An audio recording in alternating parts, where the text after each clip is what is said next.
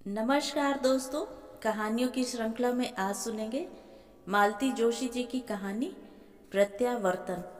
लेकिन उससे पहले मेरा आपसे विनम्र अनुरोध है कि अगर आपको मेरी कहानियाँ अच्छी लगती हैं तो मेरे चैनल को सब्सक्राइब ज़रूर करें, लाइक करें और अपने दोस्तों और परिचितों में शेयर भी करें। बेल आइकन दबाना बिल्कुल भी न भूलें। आज सुनिए प्रत्यावर्तन। रिसेप्शन पर नाम देते हुए मन जरा कांपा जरूर था। एक बार सोचा भी कि कोई काल्पनिक नाम दे दूं, पर दूसरे ही क्षण वह विचार झटक दिया। यहाँ वैसे भी मुझे कौन जानता है। यह सोचकर मैंने मन को मजबूती से थाम लिया और अपना नाम लिखवा दिया। क्लिनिक की लोकेशन ही उसके महंगे होने का आभास दे रही थी। भीतर की साज सज्जा देखकर तो यह साबित ही हो गया। जहाँ वेटिंग रूम लिखा था वह बाकायदा एक हॉल था। कोई आधा दर्जन सोफे और दर्जन भर कुर्सियां करीने से लगी हुई थी। बीच बीच में छोटी छोटी मेजें पड़ी थीं, जिन पर पत्रिकाएं करीने से सजी थीं।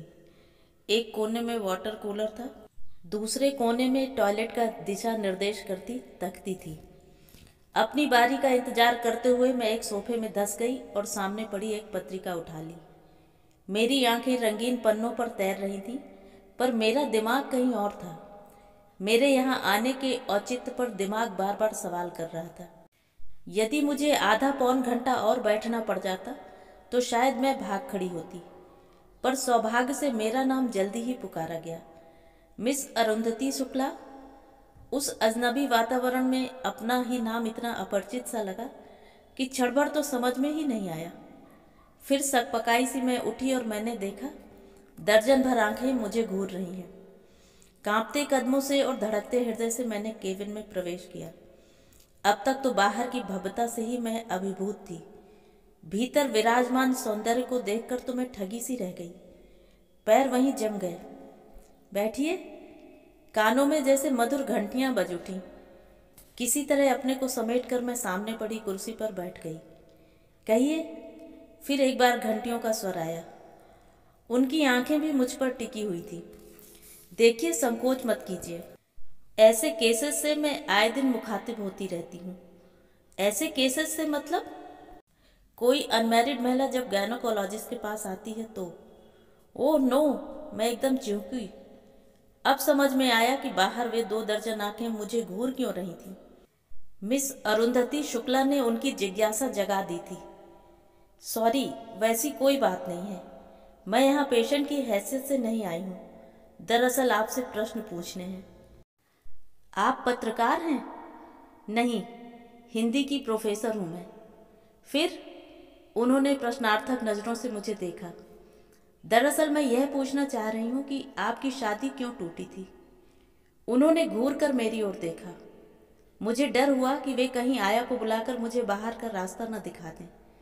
इसलिए मैंने तुरंत अपनी बात स्पष्ट करते हुए कहा, मैं जानती हूँ यह बहुत पर्सनल प्रश्न है और मैं आपको इसका उत्तर देने के लिए बाध्य नहीं कर सकती।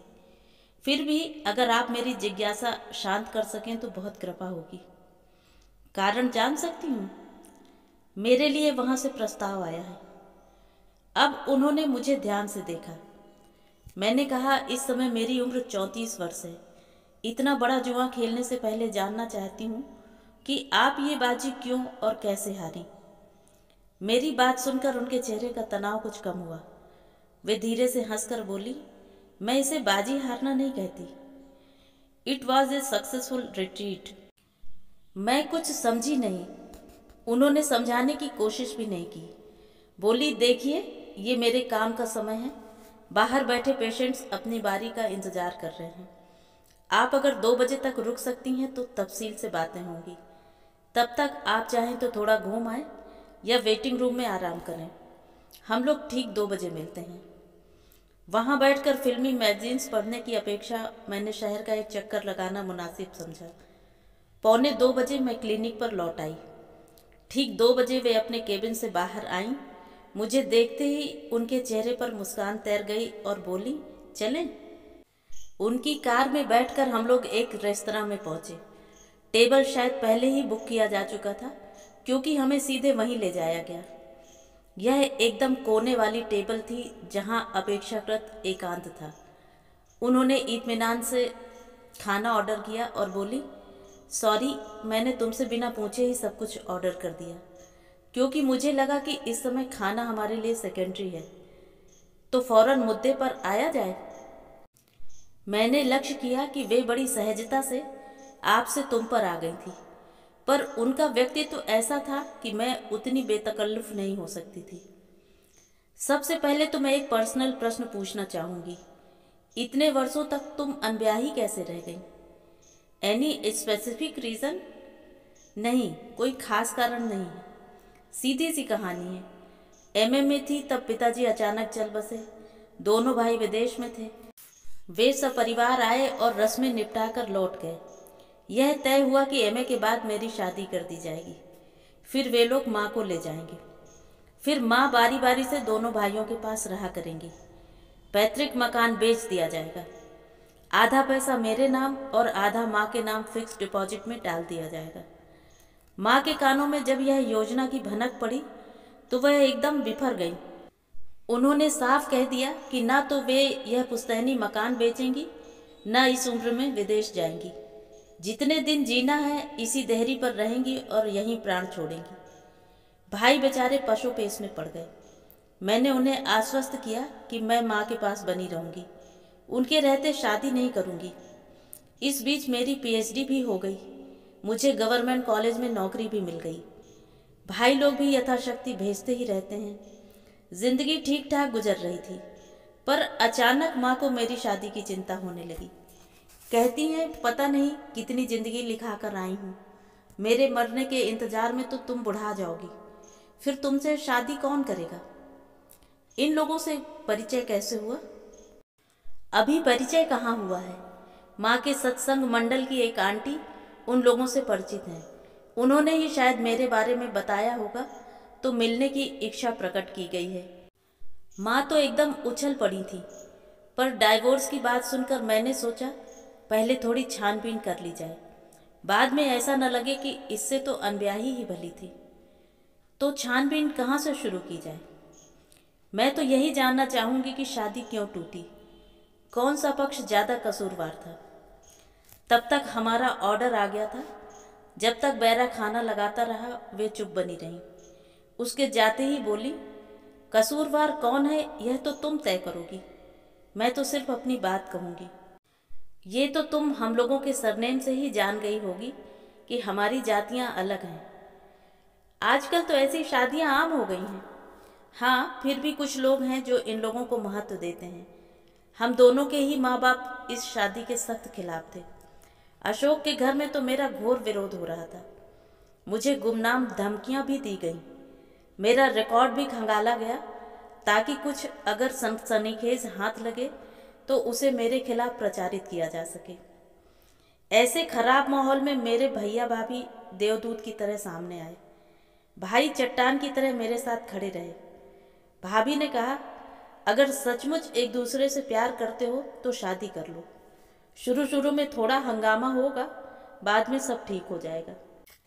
हाँ, अक्सर ऐसा होता भी है। साल 2 साल में माँ बाप पसीज जाते हैं और बच्चों को अपना लेते हैं, मैंने कहा। मेरे यहाँ तो ऐसा ही हुआ। साल भर बाद ही मम्मी डैडी ने मुझे घर बुलाना शुरू कर दिया था। पर अशोक के घर, खैर, शादी का किस्सा सुनो। शादी हमने रजिस्टर्ड की, फिर मंदिर में भी फेरे लिए। भैया भाभी और हम लोगों के कुछ मित्र, बस इतने ही लोग उपस्थित थे। शादी के बाद भैया ने हमारे हाथ में गोवा के टिकट थमा दिए। बोले 8-10 दिन घूम आओ, तब तक यहाँ माहौल कुछ ठंडा हो जाएगा। वहाँ से लौटकर आप किसके यहाँ गईं, अपने या डॉक्टर साहब के? हमें पता था कि शादी के बाद दोनों ही घरों में हमारा प्रवेश वर्जित हो जाएगा, इसलिए हमने पहले ही एक फ्लैट बुक कर लिया था। हमारे लौटने तक भाभी ने उसे चकाचक तैयार कर दिया था। ज़रूरत की हर चीज़ मुहैया करा दी थी, इसलिए हमें आते ही नोन तेल लकड़ी के चक्कर में नहीं पड़ना पड़ा। लंबी छुट्टी के बाद जिस दिन हम ज्वाइन करने वाले थे, सुबह सुबह अशोक ने एक अजीब प्रस्ताव रख दिया। बोले, चलो पहले चलकर मम्मी पापा का आशीर्वाद ले लेते हैं। मैं हैरान रह गई। कहा, वे लोग कितना नाराज हैं जानते हैं ना? तो क्या हुआ, माँ बाप तो नाराज होते ही रहते हैं। हमने नाराज किया है तो हम ही मना भी लेंगे। मेरा बिल्कुल मन नहीं था, पर दाम्पत्य के शुरुआत में ही मैं किसी तरह की कड़वाहट नहीं घोलना चाहती थी, इसलिए धड़कते दिल से ही सही साथ चल दी। वे लोग लॉन में बैठकर सुबह की चाय पी रहे थे। हमने पापा जी के पैर छुए। वे प्रस्तर मूर्ति की तरह बैठे रहे।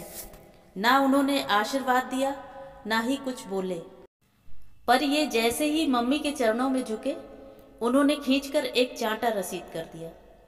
क्या बात करती हैं? सच कह रही हूँ।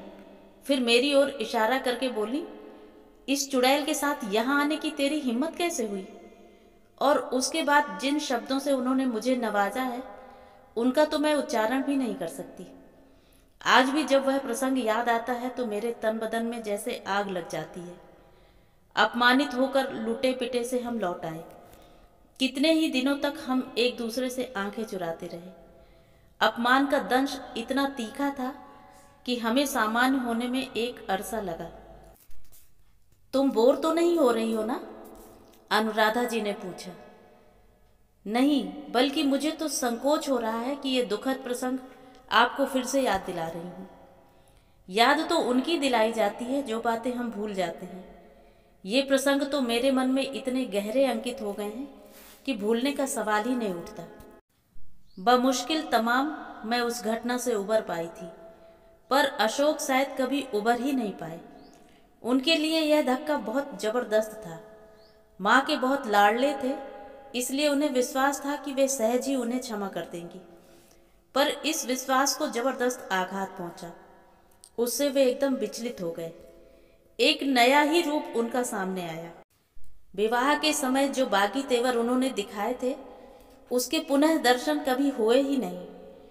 अब मेरे सामने जो व्यक्ति था, वह आत्मग्लानि से भरपूर, अपराध बोध से ग्रस्त इंसान था। बार बार कहते, मैंने मम्मी के अरमानों का कचरा कर दिया। उनका नाराज होना स्वाभाविक है।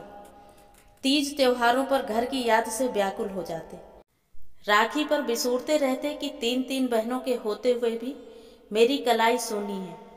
संकोच के मारे मैं भी अपने भैया को राखी नहीं बांधती ताकि उन्हें बुरा न लगे।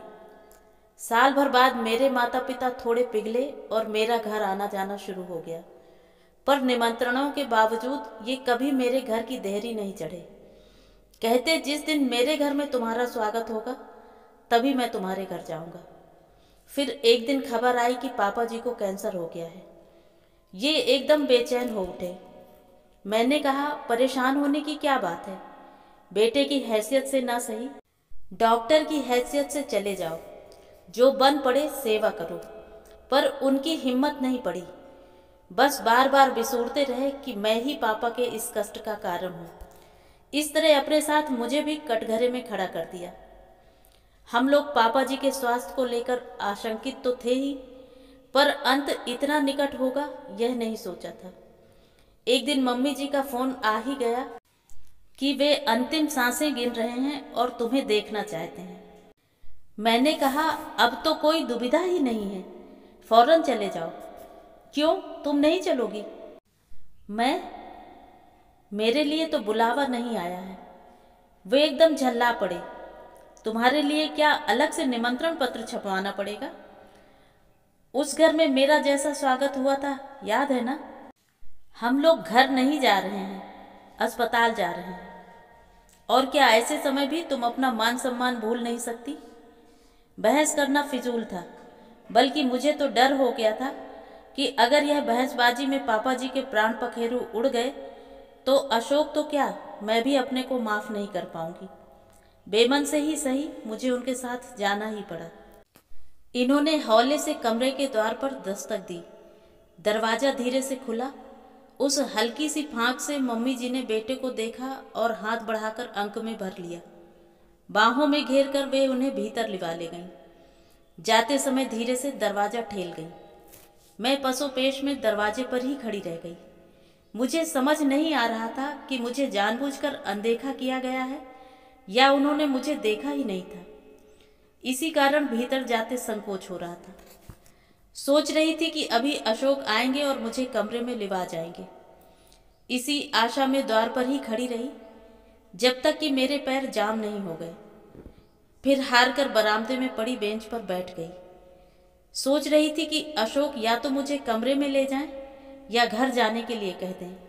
इस तरह मेरा तमाशा तो ना बनाए। कमरे में आवाजाही बराबर बनी हुई थी। उन लोगों में अशोक की बहनें भी होंगी, पर उन लोगों ने मेरी ओर देखा तक नहीं। बात करना तो खैर दूर की बात थी। जब सब कुछ बर्दाश्त के बाहर हो गया तो मैं उठ खड़ी हुई। गनीमत थी कि गाड़ी की चाबियां मेरे पास थीं। आते समय ये इतने नर्वस हो रहे थे कि ड्राइव करने की हिम्मत ही नहीं थी। मैं ही गाड़ी चलाकर लाई थी। घर आकर मैंने सामान समेटा और पापा के घर आ गई। आते समय एक चिट्ठी छोड़ आई थी। आज पक्का एहसास हो गया कि तुम मेरे कभी नहीं हो सकते। आज से मैंने तुम्हें आज़ाद किया। डाइवोर्स पेपर्स पर जब चाहो आकर साइन ले लेना। उन्होंने आपको मनाने की कोशिश नहीं की? नहीं, जिंदगी में उन्होंने एक ही बार हिम्मत दिखाई थी, जब घर वालों की मर्जी के खिलाफ शादी की थी। वह स्पार्क फिर कभी नजर नहीं आया।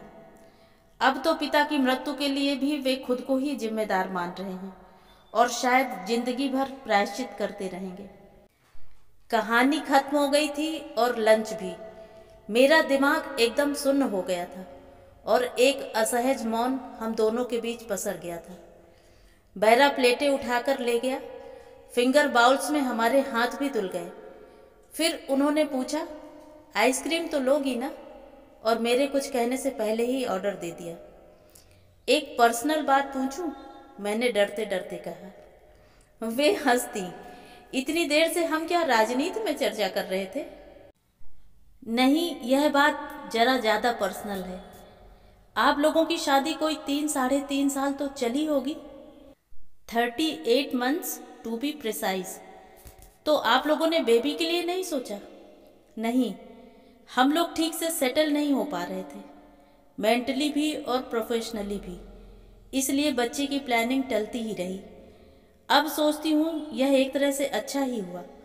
बच्चा होता तो इतनी आसानी से सब कुछ छोड़ नहीं पाती शायद। It was a blessing in disguise. मेरे मन में बड़ी दुविधा है। आपका तो प्रेम विवाह था, फिर भी नहीं चला। यहाँ तो प्रेम वेम का कोई चक्कर ही नहीं है। मैं आपकी तरह सुंदर भी नहीं हूँ। कैसे निभेगी? खूब निभेगी। तुम्हारे पास 2 प्लस पॉइंट्स हैं। एक तो तुम उनकी सजाती हो, दूसरे थ्रू प्रॉपर चैनल प्रवेश करोगी। एक बात और, डॉक्टर लोग अक्सर जीवन साथी के रूप में डॉक्टर ही चुनते हैं। कहते हैं इससे आपसी समझ बनी रहती है। मुझ जैसी हिंदी वाली के साथ वे तालमेल कैसे बिठाएंगे? तुम्हारा सबसे बड़ा प्लस पॉइंट तो यही है कि तुम डॉक्टर नहीं हो। माता श्री की लेडी डॉक्टर्स के बारे में जो राय है, मैं माता श्री के बारे में नहीं सोच रही थी, बल्कि अब से तुम्हें माता जी के बारे में ही सोचना है, क्योंकि वे ही पूरे परिवार के लिए सोचती हैं। बाकी सबके दिमाग कुंद जो हो गए हैं। मानसिक रूप से ऐसा पंगु परिवार तुमने दूसरा नहीं देखा होगा। Any more questions? अब और क्या पूछूं? आपने तो मेरे सारे प्रश्नों पर ही प्रश्न चिन्ह लगा दिया है। अब आप ही बताइए, मुझे क्या निर्णय लेना चाहिए? It is your life baby, पर जो भी निर्णय लो सोच समझ कर लो। यह मत सोचो कि मैं तुम्हें बरगला रही हूँ या इसमें मेरा कोई स्वार्थ है। तुम इतनी दूर से चलकर मेरे पास आई, बड़े अपनेपन से, बड़े विश्वास के साथ तुमने मुझसे कुछ पूछा, तो सच बोलना मेरा फर्ज था। बैरा बिल लेकर आ गया था। टिप के साथ बिल की रकम अदा करते हुए वे उठ खड़ी हुई। चलें? तुम्हें कहाँ छोड़ना होगा? कार स्टार्ट करते हुए उन्होंने पूछा। वहीं जहाँ से चले थे। मतलब? उन्होंने प्रश्नार्थक नज़रों से मेरी ओर देखा। हम दोनों की नज़रें मिली और उन्हें जैसे सब कुछ समझ में आ गया। फिर एक हंसी का दौरा सा हम पर पड़ा और सारी धुंध छट गई। मन एकदम हल्का हो गया। तो ये थी कहानी। कहानी आपको कैसी लगी? कमेंट करके ज़रूर बताएं।